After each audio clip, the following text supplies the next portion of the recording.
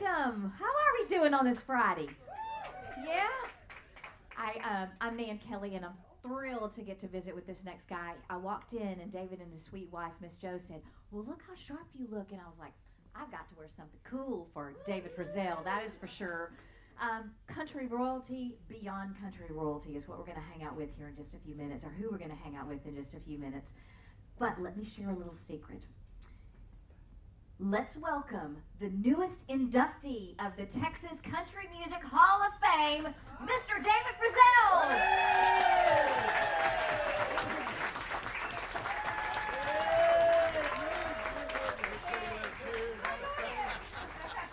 Boy, it's bright in here. How y'all doing? Wow, how you doing? Good to see you, sir. You too. You too. Texas Hall of Fame. Yeah. I tell you what, I just found out about it. Everybody else seemed to know, but I didn't know. And I found out yesterday from Old Bandy. Old Bandy came up. Oh my God. Sit down. Let's talk about it. I mean, truly, you've had several big things happen to you in the last few days, and we're going to hit on all of them. But please, let's talk about that Texas Country Hall of Fame invitation, if you will. What happened? How did it start? I don't know how this all came about. I think our good friend Carrie Moore had a lot to do with it. I think there she is. Carrie, you should be talking about this girl. But you got to have the right people around you, and I simply do. I've been blessed in my lifetime, though. I mean, I just really have been blessed, and I know that. At least I know that. I don't know a lot of things, evidently, but Texas Hall of Fame, and I didn't know about that. But I do know that I've been blessed.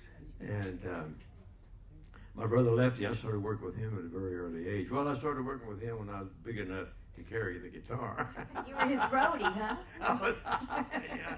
And then when I got big enough to sing, he put me on he gave me the opportunities to do things. He didn't necessarily say, hey, but he just gave me the opportunity to be there. And I took advantage of it. I got a chance to meet everybody, work with everybody. Johnny Cash, God, became I had so many heroes. Johnny Cash just happened to be one of them. And Merle Haggard.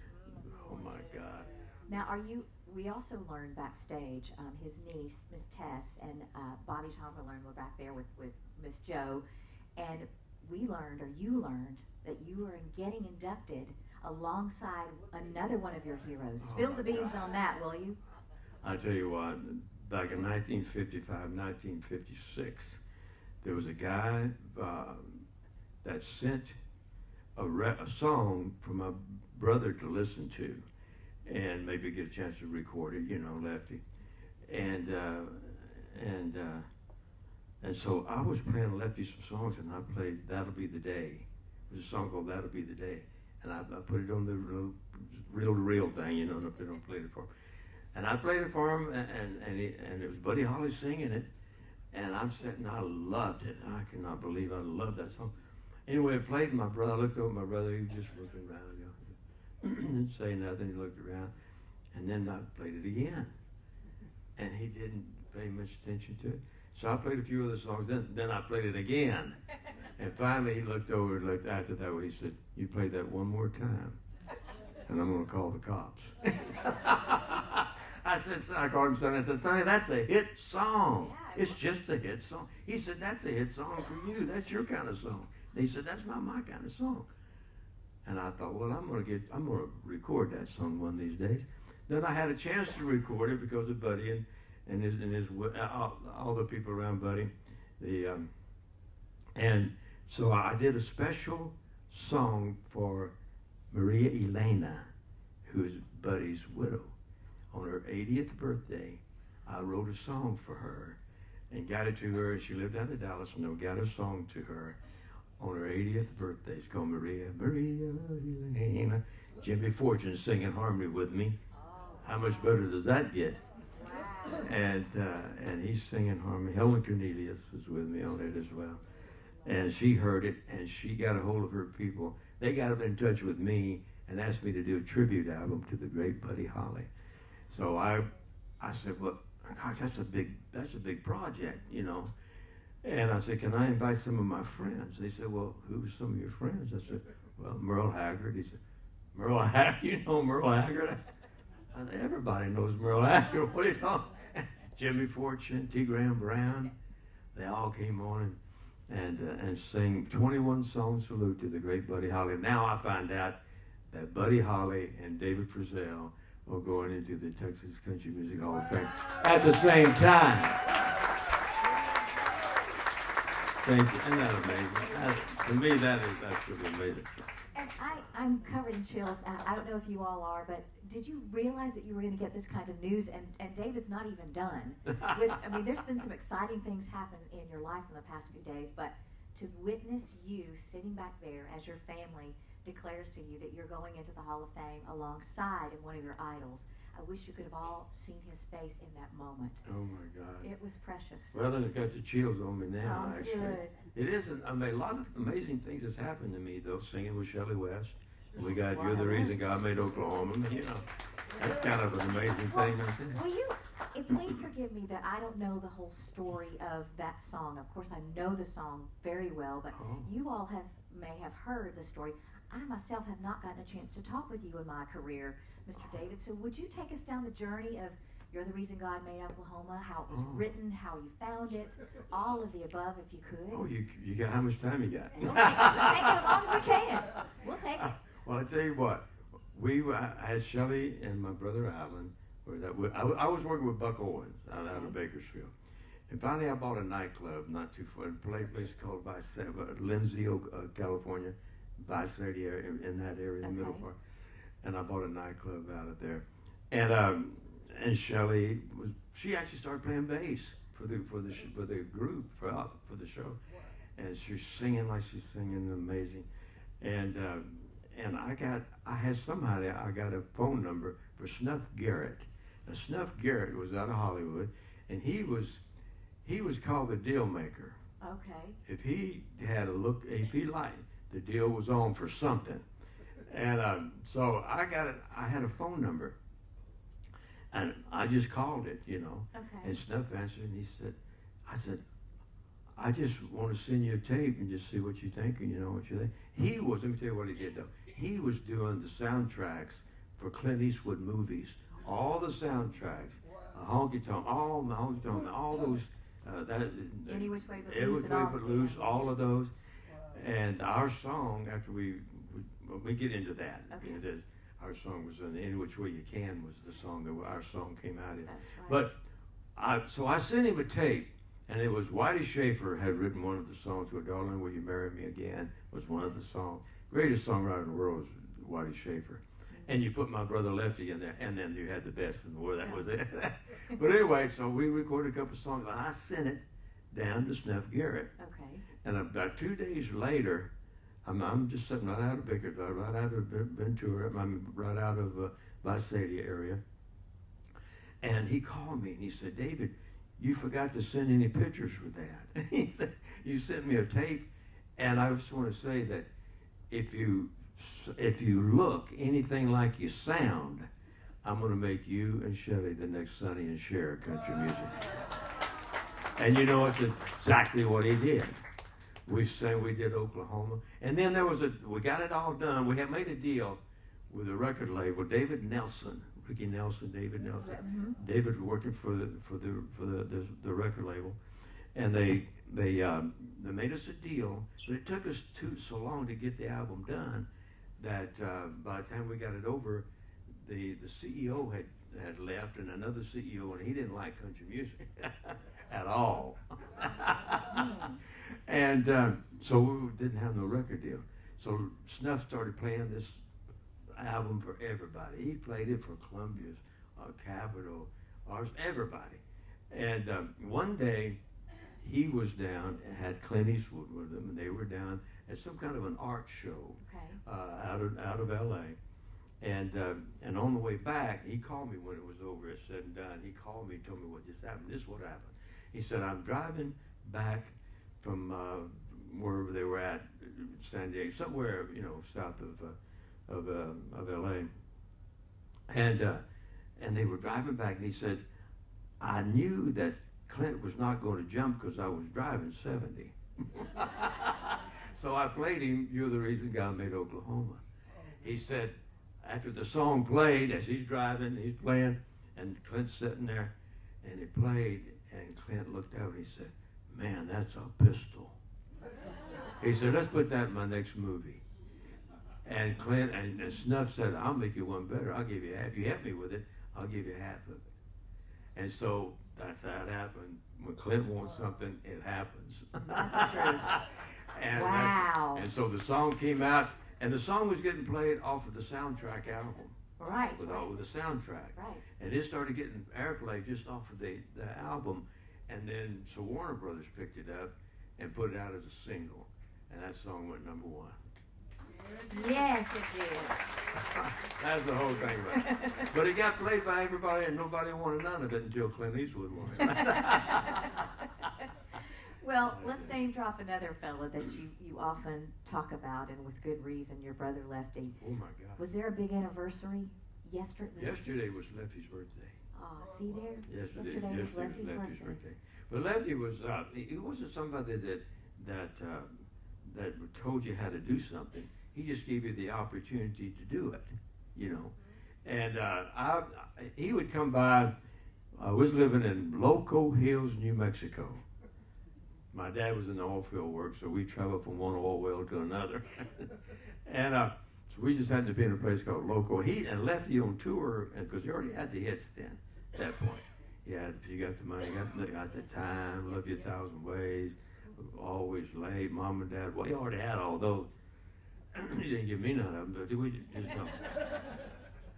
Anyway, he came by and he picked me up. I was 12, 13 years old, and he come by and picked me up, and he let me sing on the shows, wherever it was. I don't care if it was a bar or, you know, or a nightclub. He'd get me on stage some way. I don't know.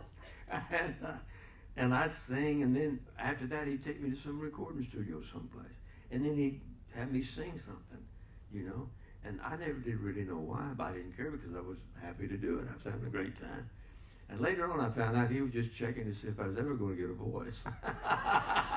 In 1956, I joined him because then I could drive. I had a driver's license. So then I could drive. So he got into, at that point, he started making money, you know what I mean? And he started buying limousines. He had limousines. And I'd drive them big old limousines or the other Cadillac he had or whatever. And I'd drive. So I did all the driving. I did all the guitar, cleaned all the guitars, tuned it, had them all tuned and everything. And I did everything. And then later on, I found what my real job was. What was that? And that was to keep the beer cold. That was my real job, and I was so good at it. But I tell you, in those days, during the touring season, you know, we would do shows maybe, because we lived out in California, out of Granada Hills, out of Reseda area of California. And Lefty had a big home out there, and I was living there with him. And we would tour maybe a Friday and Saturday night, you know, somewhere. But almost every Sunday there was a package show. In those days, a big package, I mean, sometimes 15, 20, maybe 30 different artists on there. On one show. Wow. And Lefty was always invited, and wherever Lefty went, You went. because I was doing the driving. And I got a chance to open the Lefty's part of the show. And I'd do 2 or 3 songs, 2 most of the time. And then I'd bring Lefty on. And then I'd stay up there and play with the band. And I could turn around and show them the chords, you know. Yep. They could watch me and I'd show them the chords. And so forth. And then I'd sing harmony with him a little bit, and then I'd play a little bit of harmonica with him if it called for it. And I got a chance to work with Johnny Cash.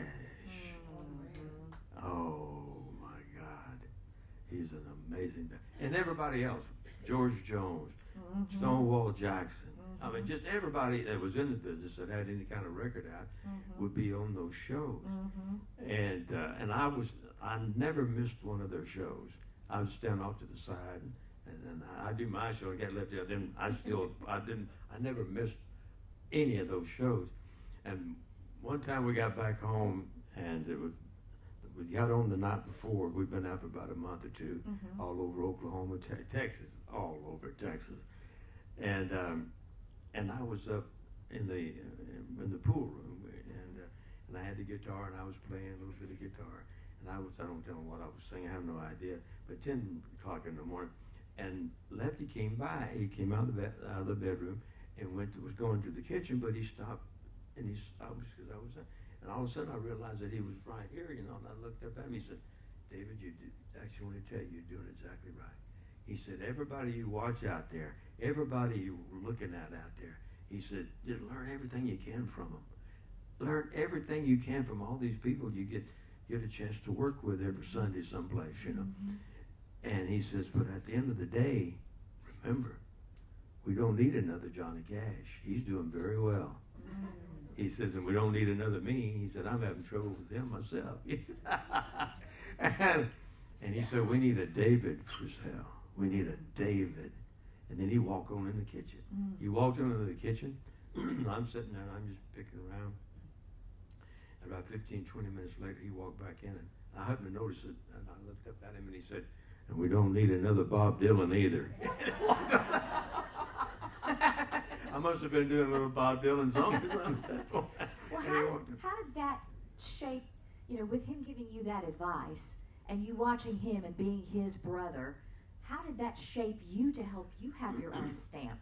I came almost every day that I was there with him. Almost every day he'd say something like that. Yeah.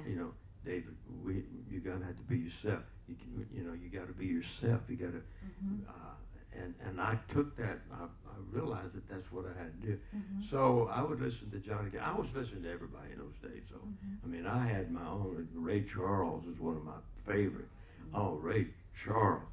Sam Cooke. Anybody ever heard of Sam Cooke? Yeah, Motown. Buddy Holly. I knew every Buddy Holly song in the world. and so I just took it all from all of that. I just took David from all of that. And I would just take whatever song I was singing, especially a Sam Cooke song. Right. "It's a Lover's Question," all those great songs. And I just sing them like I felt them. Mm-hmm. You know what I mean? I just put myself into it. Always did. Well, it worked. Well, I guess it did. I guess it did work, didn't it? Well, I've been blessed, like I said. And yesterday, is it today? What song is the 40th anniversary of? She said, "I'm gonna have wine, decorate our home." It's the 40th anniversary of that great song. Last year was the 40th anniversary of the Oklahoma song. And we did that song every place all over the country. And now this year is the 40th. Is that 40 years? I think so. That's what Miss Jo was saying. What happened to me? 40 years went by awful fast. Wow. But it's the 40th year of "Gonna Hire Wine, Decorate Our Home." Can you imagine? It's today or yesterday. While we're on this boat. I always looked at that song like it was a love song. Yeah. I always dealt with that song like it was a love song. The lady is going through all of this because she loves that guy. Right. She could just walk out the door, but no. Right. She said, "I'm going to hire wine, decorate our home, and you just have a good time, I'm going to make you feel comfortable, so you never want to leave." But that's a love song to me, Somebody stick around for all of that. Yeah. What song? Is there a song that you wish you would have cut? You know how people say, "I passed on this one, I passed on this one," and we've heard Mo Bandy, all the list that he passed on. Oh my God! Was there one that you wish? There's a lot of them, and a lot of them that I didn't. Maybe it wasn't my turn to get in the studio. That Johnny Rodriguez would go to. Oh, Johnny Rodriguez took a lot of them that I was going to do. Really? Matter of fact, I had called my brother. I was working with Buck Owens, and I just got a Columbia record deal. Right. And so I had to find a hit song. So I had to find a hit song. I called my brother up, and I said, "Lefty," I didn't call him, I called him Sonny. The whole family called him Sonny. Oh. Everybody else in the world called him Lefty. But I called him, I said, "Sonny, I'm here in Bakersfield, and I'm burning up out here, and it's hot and everything. I got to have a hit song. I know you got one, because you always got one." I said, "I need a hit song." He said, "David, you got to be here in Nashville. You want a career in this business, you got to come to Nashville." Okay. And I said, "I'm in Bakersfield, and I'm working and making some money." Yeah. I said, finally, he kept saying that. I said, Sonny, I'm not coming to Nashville without a hit song. I said, I can tell you one thing. You walk into Nashville without a hit song, you're just somebody looking for one. Mm-hmm. Ain't nobody going to give you the time of day. He said, but you coming to Nashville with a #1 record, big deal. I finally found the song because you're the reason God made Oklahoma. Mm-hmm. I recorded that song. It was going to #1, and I knew it. Mm. It was unlike everybody around me here yesterday. Mm-hmm. I knew it, and I knew it was going #1. So I made it back to Nashville. But I stopped at the outskirts of Nashville with the sign, Welcome to Nashville, Right. and I stopped. April the 11th, 1981, I stopped just outside of town, and my song went #1. And I looked up, I said, Sonny, man of my word, buddy. Then I drove into Nashville with a #1 record. What a moment. Everybody was waiting for me. Oh, wow. Wow. True story. You know, this is worth the price of admission alone, isn't it? You know, when you can sit with a legend and just act like I'm gonna talk about you like you're not here.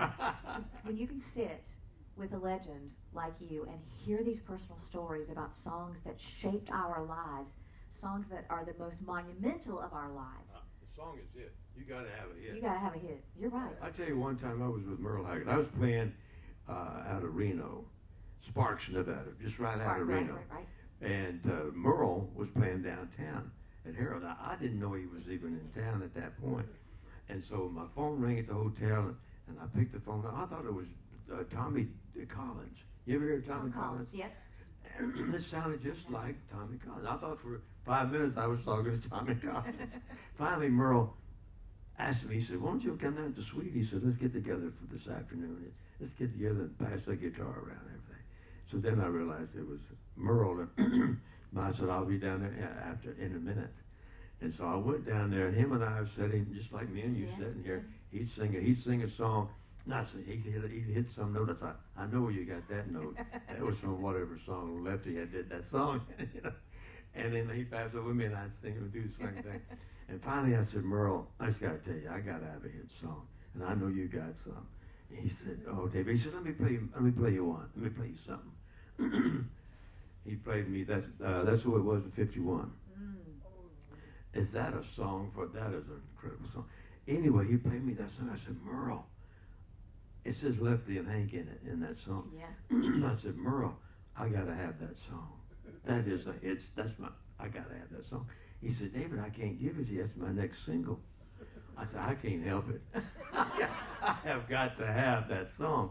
He said, I tell you what. He said, I just finished my live session for this year. Okay. He says, and he said, I got a bunch of songs left over. He said, I'm gonna tell you what I'm gonna do. I'm gonna send you 10 songs. He said, I guarantee you 6 of those songs are hits. I said, well, would you do me a favor when you put those together? Underline those 6. So you don't miss them, right? So sure as heck, I'll do one of them other ones. So he did. He did send me some songs. And I can't remember the name of the song that he had on there. But it was a racial song. It was a racial, and he recorded it. Oh my God, it was just incredible. But he did something that was just exactly right, but I recorded a song. My wife knows the name of the song. I can't. Miss Joe? Irma Jackson. I'll live Irma Jackson until I die. It's a great song. It's a great song. But I didn't like my version of it. Okay. And Tony Booth. Remember Tony Booth? I don't know Tony Booth. No. Do y'all know Tony Booth? Tony Booth. Oh, he's incredible. He recorded for MGM. And Merle had cut it. I didn't like my version of it, so I didn't let it go out. But I recorded You're the Reason God Made Oklahoma instead. There you go. I think you got the longest. But Merle did at least send them to me, didn't he? He Yeah, did. he sent them to me. What is his? I mean, I know he's one of your heroes too. Oh, you man. talk about Buddy Holly. You talk about Johnny Cash. Oh, man. You talk about Merle Haggard. What was it about Merle that you loved? He was just like my brother Lefty. He was just like me and you. He was he was just like a real person. Normal people. he was just amazing. He's an amazing guy. I just loved being around him, and I was a whole lot. Him and I did some stuff. Him and I did a duet. I did a TV show, and I brought everybody on there. It was called "This Is Our Time." Oh, neat. That was our time, and now this is our time. Right. This. And me and some other guys wrote that song. And what it was about was that every line was somebody's title to their song. Oh, okay. You know, and in each verse there's 4 lines. So there's 4 different. And then I invited whoever song that was to come and sing that line. Oh, cool. So Merle had "That's the Way Love Goes," and so he did that line, and if you got the money, got the time, so he did that line, and then I had Jeannie Seeley was on there, and anybody had a hit song, you know, and Gene Watson was on there, and him and I did "Long Black Veil" together. Wow! Oh, what a talent! Anyway, so we did the TV show to go along with the album, but that song was what brought it all together. Everybody would come up, whoever song that said, I never, you know, it had to be a #1 record now. And so there was like 13, 14 of us on that song, and then we had them on the TV show too, and we did. So it was just a great time. It was a good way of doing something, and we made it work. Oh, you sure did. I just love hearing these stories. Oh. You know, that's the treasure to me, is having him here and hearing those stories about, you know, people that we'll never get to see again, or we'll never get to be with them again. And that loss of your brother, and, you know, those iconic folks in your life that have gone on. I mean, how have you kept their visions alive? Oh my God. Wow. They give me chills. Oh. They give me chills. We are we're trying to get a documentary at this moment done on Brother Lefty. And so many people that knew Lefty and has a story to tell about Lefty. They're being interviewed, and Willie Nelson, he was interviewed the other day. They love Willie Nelson, just telling you. And he did a great interview on Jeannie Seeley did, Bill Anderson, and so they got all kinds of different people. And me and my brother Alan, we did. I think he's getting ready to do another one on me. He may not be happy with what I don't know, but we're going to do another. But that the documentary is first, and then a movie is after that. And I told my wife and some of them, I said, look, when the movie comes out, I said, I know that David's going to be portrayed in there someplace.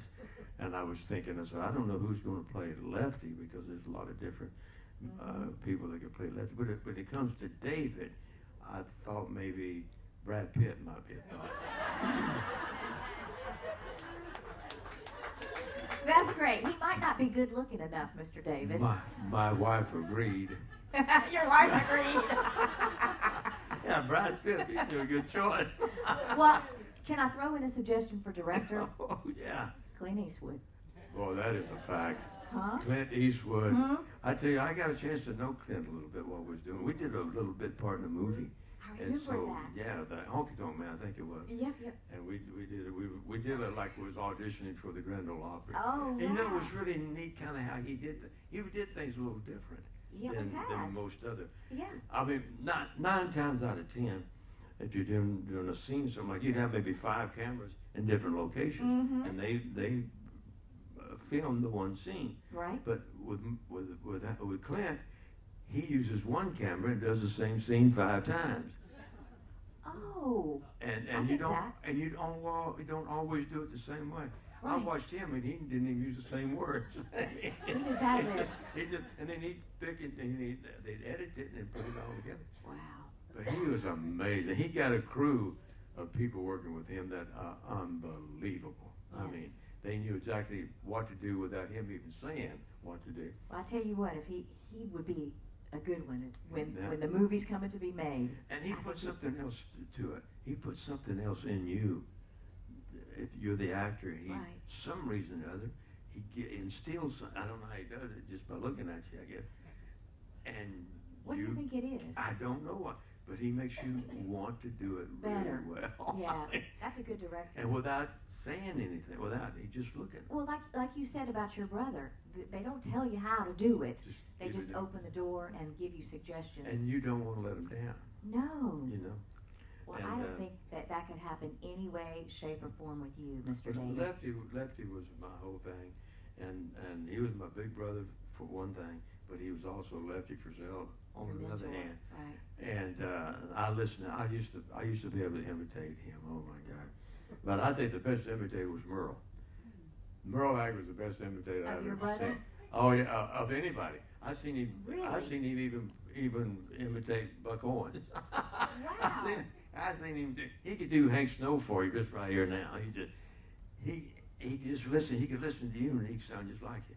Oh, no. I mean, he just had. I know that's a gift. That is a gift. He's an amazing man, and I watched him do it. He used to do these shows, and he'd do Johnny Cash, and he'd put a Johnny Cash jacket on, hung clear down the ear, you know. And then he'd do Johnny Cash, and it sounded exactly like Johnny Cash. Then he'd put a buck on, he'd put that bolero jacket. You know, he used to do all that stuff on his shows. I got the idea I want to do, you know, my shows. You know, Merle can do what, you know. Right. So I do a little Johnny Cash thing on my shows, and I was going to start my part of it off by just doing a little Dolly Parton thing, you know, but I kept breaking those watermelons. I couldn't get them. Oh no, I couldn't get them. Mr. David. Oh no. Oh. I'm sorry. I just did that because Carrie sitting back. Well, now that you've pointed out to the house, I know we're going to have to let you go here in a second, but I wanted to open the floor if anybody has some questions. Oh. You got the legend here himself. Would you like to? I think there's a gentleman in the back right there. I know you've spent some time with Bill Anderson. You got any Bill Anderson stories? Oh my gosh, yeah. As a matter of fact, he was one of the writers of Saginaw, Michigan. Uh-huh. A big song that my brother Lefty had.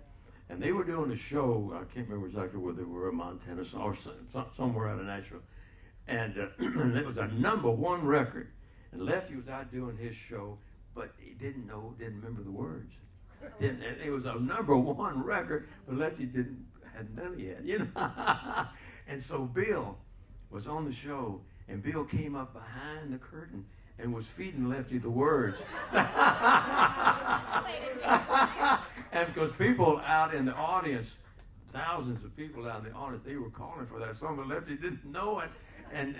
But thanks to Bill, Lefty was able to pull it off. Let's do one more, and then we'll have to let him go. Yes, sir. We live around Dakota, where Merle's parents went to California. Uh-huh.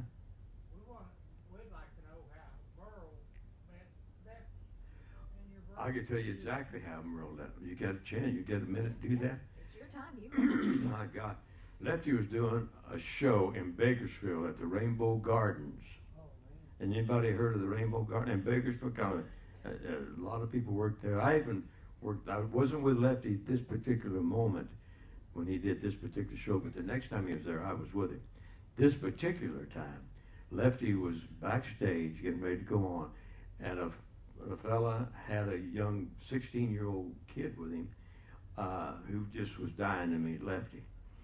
So the guy came up and asked Lefty, he said, all right, I got a friend, a little kid out here who wants to meet Lefty. Is that all right if we do that? Lefty said, well, bring him in here. Of course, and Lefty was waiting before he went on the show now. Wow. There was 2,000 people waiting to see Lefty out there. 2,000 people that fit into that Rainbow Gardens. Anyway, so they brought this kid in. He said, well, what's your name? He said, well, my name's Merle Haggard. He said, I just really want to meet you. And the guy said, Lefty, he sounds just like you. When he sings, he sounds just like you.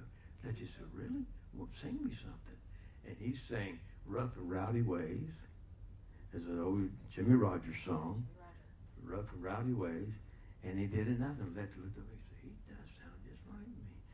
About that time, the owner of the club came up to Lefty and said, Lefty, it's time to go on. Lefty said, I'd like to see the young boy go out there and open the show. And the club owner said, oh, we can't do that. We got 2,000 people out there wanting to see you. They said, well, I ain't going. until this young lad gets up there, 16 years old, and so he's, well, okay, so Lefty gave Merle his guitar. This is Lefty Frizzell. The special guitar was made by Gibson, and Merle went out there, did Rough and Rowdy Ways, ended up doing 2 or 3 songs because he's just incredible, and that's how Merle met Lefty. And that's when he decided, this is what I want to do too. And from then on, we had us a Merle Haggard, who's absolutely one of the, I actually tell you the truth. I even wrote a song for those 2 people called Lefty, Merle, and Me. Lefty, Merle, and Me. And it's always been that way in my lifetime. It's always been Lefty and Merle. It's been my brothers, Because I got some other great brothers. I got my brother Alan, is probably one of the most talented people you'll ever meet in your life. And was married to Shelley there for a while. And I actually got a better deal. I sang with her longer than he was with.